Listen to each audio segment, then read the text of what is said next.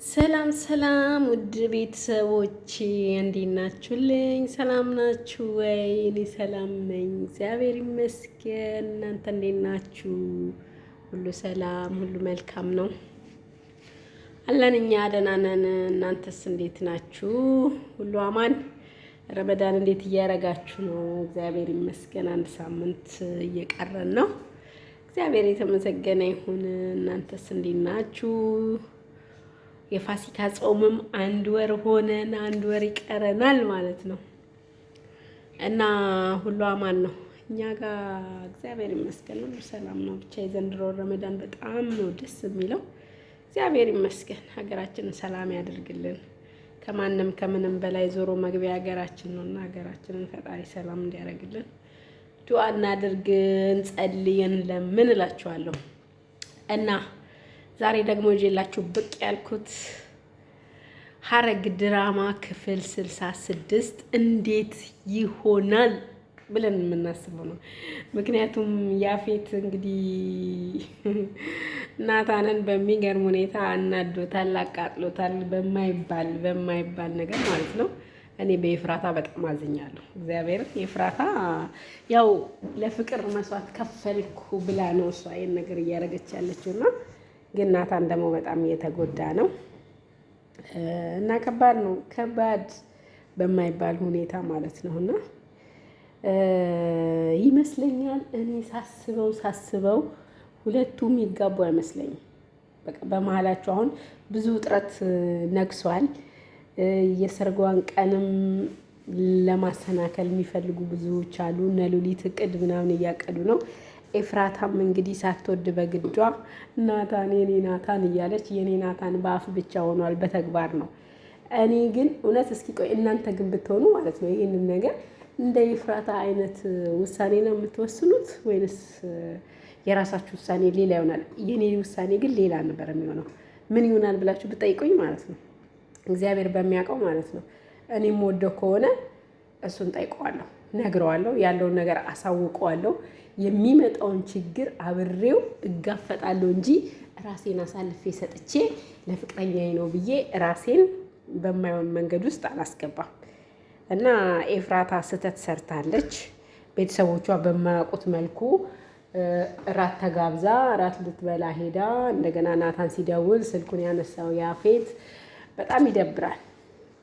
እና ድራማው ብዙም የሆነ መጀመሪያ ነበር ሰስፔንስ አድርጎ ወይም በፍቅር ነበር እስኪለቀቅ ድረስ የማየውና አሁን ግን ያለውን ነገር ይደብራል። እኔ ምኞቴ ኤፍራታና ናታን አብረው አዲስ ህይወት ጀምረው ጥሩ ህይወት ያፌት ታስሮ ላደረጋቸው ለሰራቸው ወንጀሎች በሙሉ ተጠያቂ እንዲሆን ነበር የምፈልገው ማለት ነው። ግን መጨረሻው እንደዛ መሆኑ አይቀርም። እንደዛ ይሆናል ብዬ አስባለሁ ከእግዚአብሔር ጋር ማለት ነው። እንደዛ ካልሆነ በስተቀር በዚህ መልኩ እንደዚህ ውጥንቅጡ የወጣ ህይወት ይደብራል። አንደኛ ነገር የኤፍራታ ክብረ ንጽህናውን አሳልፋ ለናታን ሰጥታለች። ያም ሆኖ ወይ ጽንስ ሊፈጠር ይችላል፣ ብዙ ነገሮች አሉና ሄዶ እሷ ከያፌት ጋር ባትሆን ደስ ይለኛል። መሆን አልነበረባትም፣ አትሆንም። ግን አሁን እያደረገች ያለችው ነገር ጥሩ አይደለም፣ ናታንን እየጎዳው ነው። እና እንግዲህ ክፍል 66 ምን ይዞልን ይመጣል ብለን በተስፋ እንጠብቃለን። ማልቀስ ብቻ በቃ ኤፍራታ መነፋረቅ ምናምን ነገሮችን በራሷ ብቻ ለማድረግ የምትፈልግ ሴት ናት። እንደዚች አይነት ሴት ዋጋ ትከፍላለች። ሁል ጊዜ እኔ አዋቂ ነኝ፣ እኔ ነኝ እንደዚህ ማድረገው እንዲህ ነኝ ምናምን ብላ የሚሉ ሰዎች መጨረሻቸው ያልሆነ ነገር ነው የሚሆነው እና በዚህ መልኩ ባይሆን ጥሩ ነበረ። እወደዋለሁ፣ እሞትለታለሁ፣ ራሴን አሳልፌ እሰጥለታለሁ ለምለው ልጅ አትንገሪ፣ ሳትነግሪ እኔን አግቢኝ ስላለኝ ሳልነግር እሱን አንተን አልፈልግህም ብዬው የእሱን ወሽመጥ ወይንም እሱን ትቆርጬ እሱን አበሳጭቼ እሱን ያልሆነ መንገድ ውስጥ ከትቼ የእሱን ህይወት እየታደግኩ ነው ብዬ ለመናገር በጣም ይከብደኛል። እና በዚህ መልኩ ባይሆን ደስ ይል ነበር ብዬ ነው የማስበው። እስኪ እናንተም ደግሞ አስተያየታችሁን፣ ሀሳባችሁን እናንተ ብትሆኑ ምን ታደርጋላችሁ? እኔ ብሆን ግን ይህንን ውሳኔ አልወስንም። ኤፍራታ የወሰነችው ውሳኔ ተገቢ ውሳኔ ነው ብዬ አላምንም። ምክንያቱም አሁን ላይ እሷ ጥሩ መንገድ ላይ ነበረች፣ ከፖሊሶች ጋር አብራ የሰራች ነው። ለፖሊሶች ያለውን ኢንፎርሜሽን አሳልፋ መስጠት ትችል ነበር። ናታን ወንጀለኛ ከሆነ ታስሮ ወንጀል አልሰራም፣ ግን እሱ የወጥመድ ነው። ያን ወጥመድ ደግሞ በሚጣራበት መልኩ እንዲጣራ ማድረግ እየተቻለ እሷ ግን ያልሆነ ውሳኔ ወስና እሱን ልታገባ። በዛ ላይ ደግሞ ሰው አንድ ጊዜ በሰራው ስህተት ሁል ጊዜ ስህተት ይሰራል ማለት አይደለም፣ ተምረዋል ከስህተቱ ብላ እሱ ፊት በእንደዚህ አይነት ሞራል መናገሯ በጣም ያናድዳል። እና እሱም በጣም ተናዶ ነው ያለው ከሚባለው በላይ ማለት ነው። እና ምንም ቢሆን ምን በዚህ መልኩ መሆን አልነበረበትም እላችኋለሁ ቤተሰቦች። እናንተስ እኛ ብንሆን ምን እናደርጋለን ብላችሁ ነበር የምታስቡት? የኤፍራታን ውሳኔ ትወስናላችሁ ወይንስ አይሆንም ብላችሁ ከምትወዱት ሰው ጋር ተጋፍጣችሁ ያለውን ነገር ታልፉታላችሁ? እኔ ብሆን ግን አልፈዋለሁ እንደምንም ብዬ ከባለቤቴም ጋር ይሁን ከፍቅረኛዬ ጋር ከምወደው ሰው ጋር አልፈዋለሁ። ዋጋ ከፍዬ ገና ለገና እሱ ይታሰርብኛል፣ እሱን አሳልፎ ይሰጣል። ቢታሰር አይሟማ ጨዋ አይደል? ወንድ ልጅ ይታሰራል እኮ በቃ ታስሮ ይወጣል። ወንጀለኛም ከሆነ ተጣርቶ ወንጀሉ ይወጣል። ግን እሷ የወሰነች ውሳኔ የሆነ ቀሽም የሆነ ውሳኔ ወሰነች። መሆን አልነበረበትም። እንግዲህ ከሆነ በኋላ ደግሞ ምን ይደረጋል? ምንም ማድረግ አይቻልም። ናታንዬ በጣም ሶሪ፣ በጣም አዝኗል። በጣም በቃ በተለይ ደግሞ እንትን ማን ነው ያፌት ነው ሲባል የተሰማው ስሜት የሆነው ሁኔታ በጣም ነበረ የሚሰቀጥጠው ማለት ነው። እና ኤፍራታ ትክክል አልሰራችም። በጣም ወዳት ኤፍራታን በፍቅር ነበር የምጠብቃት እግዚአብሔር በሚያውቀው ማለት ነው። እና በጣም ነበር ወዳት። ግን የዚህ ፓርት ላይ በቃ ደስ የሚል ፓርት አይደለም። ውሳኔዋ ጥሩ አልነበረም። እንደምንም ብዬ እኔ ብሆን እሱን ቁጭ አድርጌ ያለውን ነገር ነግረዋለሁ። አሁንም እኮ እሱ ጋር ሄደች እንጂ ነገ እሱን አጥምዶ ወይ በሌላ ሰው እንደማያስገድለው እሱን እንደማያጠቃው በምን እርግጠኛ ናት? እርግጠኛ አይደለችም። ብዙ ነገር ታውቃለች። ብዙ ቪዲዮ አለ። ያንን ሁሉ አይታ የአባቷ ገዳይ ነው ታውቃለች።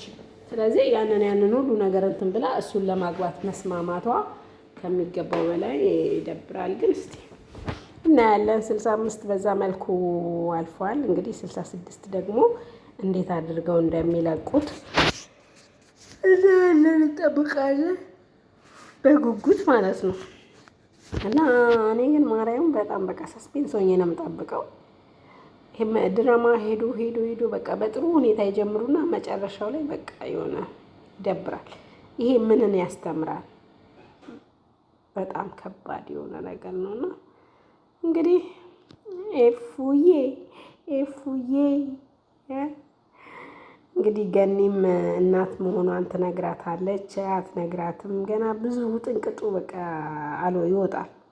ጽዮንም ወደ እሷ ላይ ተገልብጣባታለች። እንግዲህ አሁን ምን እንደሚያደርጓት እናያለን። ለወንድሜ አትገባም ብላለች። ለወንድሜ የምትገባ ሴት አይደለችም ብላ በቃ እየቀወጠች ነው። ገኒ ደግሞ ያው እየተከራከረች ነው። እናት አይደለችም የሱን ኤፉዬ እንደዚህ አትበያት፣ እንደዚህ አታርጊ፣ ከአንቺ በላይ የሚያውቃት ምናምን እያለች በጣም ብዙ ነገር እያለች ነው።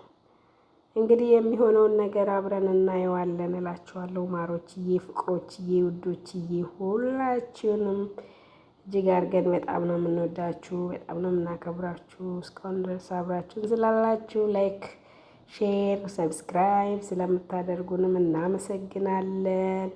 እንግዲህ በቀጣይ ፕሮግራም ምን ይዘው እንደሚመጡ አብረን የምናየው ይሆናል፣ እናቀርብላችኋለን። ሁሉንም ነገር በአስቸኳይ እንደወረደ ይዘን ከች እንላለን ማለት ነው። ያው የረመዳን ስራ ስለሆነ ስላልተመቸን ነው። እንግዲህ ከእግዚአብሔር ጋር ኤፉ የሰርጓ ቀን ባሏ ቀርቶ አገባዋለሁ ያለችውን እቺ ሉሊት ታከሽፋለች ወይስ አታከሽፍም? እስኪ የምናየው ይሆናል አብረን ኤፍራታ ቬሎ ለብሳ ባሏን ስጠብቅ ባሏ ሲቀር ምን አይነት ስሜት ይሰማታል? እንግዲህ ምን ትሆናለች የሚለውን ደግሞ አብረን እናያለን። ሰርጉ ሳምንት ነው ተብሏል። ቀጣይ ሰርጋቸው ይመስለኛል እንግዲህ በሰርጓ ቀን ይቀራል ብዬ አስባለሁ። የታቀደለት ወጥመድ ውስጥ ከገባ ያፌት በጣም ማይ ጉድነስ ነው የሚሆነውና እናየዋለን። ሁሉንም አብራችሁን እና መልካም ምሽት ይሁንላችሁ። ላይክ ሼር እንዳይረሳ፣ ሰብስክራይብ አድርጉን።